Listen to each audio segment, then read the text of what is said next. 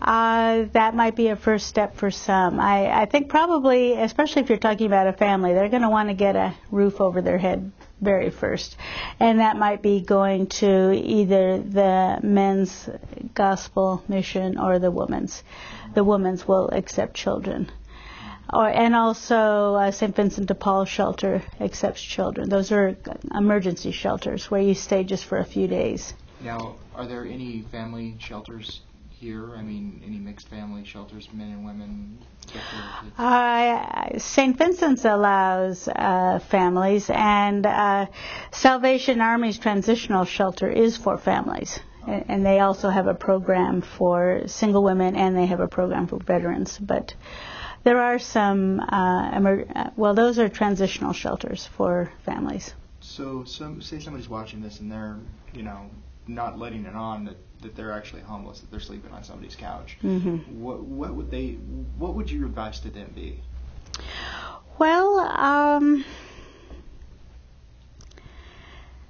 if they're a teenager, there are resources specific to teenagers that will help them get into a safe place to stay.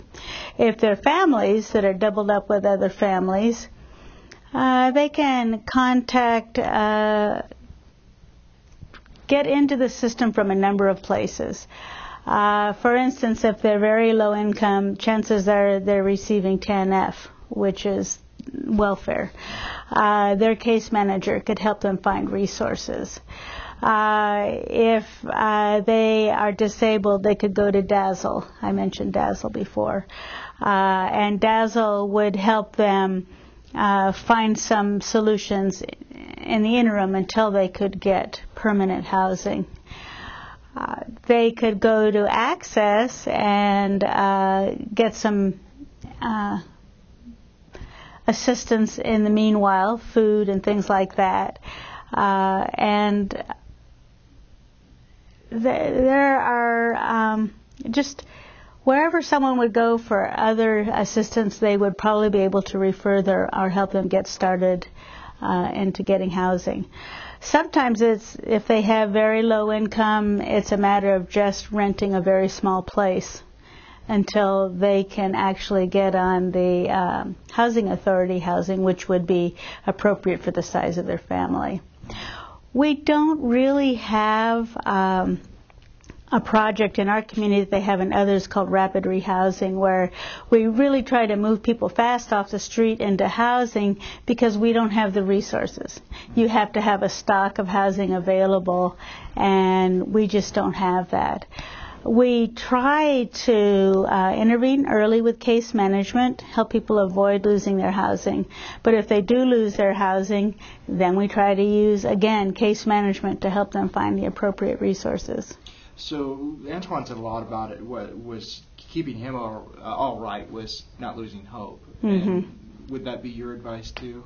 Oh, well, for sure. I mean, most people consider homelessness a temporary situation. It's a matter of getting plugged into the right resources and basically working.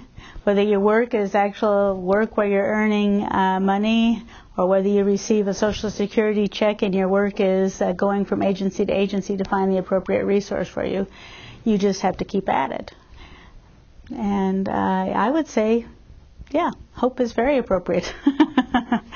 Even in this day and age, even this day and age of people losing their housing due to foreclosure and things like that, And I've heard that we haven't had anybody that's necessarily gone through the foreclosure program at Access yet, but they're prepared for that. Are you guys prepared for that as well? Well, we are aware that there is a resource in the community that's sponsored by builders and other organizations. It's different, I think, than the Access one. I could be mistaken on that. So far, I haven't heard from Homeless Task Force agencies that they're receiving requests for assistance from people who have been foreclosed. Part of that is that people who have been living a normal life and suddenly lose their housing have a different set of resources. They have family to go stay with, or they have friends they can go stay with, or they could pay for a motel maybe for a week. Most of the people who are homeless on a frequent basis are very low income, and they've never had those resources, and they don't think about solving problems at that level. And one of the things we've noticed about people who are homeless, quite often they don't have any connections. They don't have any family they can fall back on, or maybe they have a mental illness and they've burned out all of their bridges, all of their support system. And in fact, the Homeless Task Force has a very beautiful set of photographs of local homeless people that we call portraits of disconnection. Because as we were interacting with them, we realized that none of them have a support system. That's why they end up homeless, you know. So that doesn't mean they're not resourceful in terms of finding shelter for themselves, but their solutions are different than a family who lost their home due to foreclosure might be. Yeah. Excellent. Well, thank you so much for your You're welcome. I really appreciate it. Okay, so here are these cards. I'll just give you a few of them, and basically they list everything we consider a resource for homeless people, and it's folded up so the homeless people can keep it in their pockets, and they'll have those phone numbers there and addresses.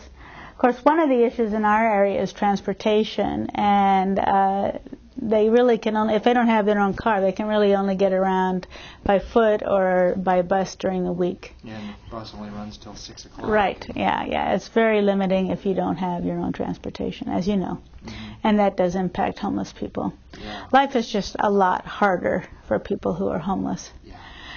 And our one resource in Ashland, the Ashland Interfaith Care Community, actually closed last year. So there's not really a place in Ashland where homeless people can go for showers or to get their mail and things like that. And that's very difficult for people, because if you don't have a place to get mail, you can't get food stamps. Yeah. You know, and so you can't start getting jobs because you have no address to put down. Exactly. You can't get cleaned up for an interview. Yeah, it's a so hard difficult spiral to pull your way out of. Exactly. Mm-hmm. You just start getting into that, things start getting harder and harder for you, and then, to the point where you want to give up, I can imagine. Mm-hmm. So. Well, no point in giving up. I mean, what would happen? Yeah.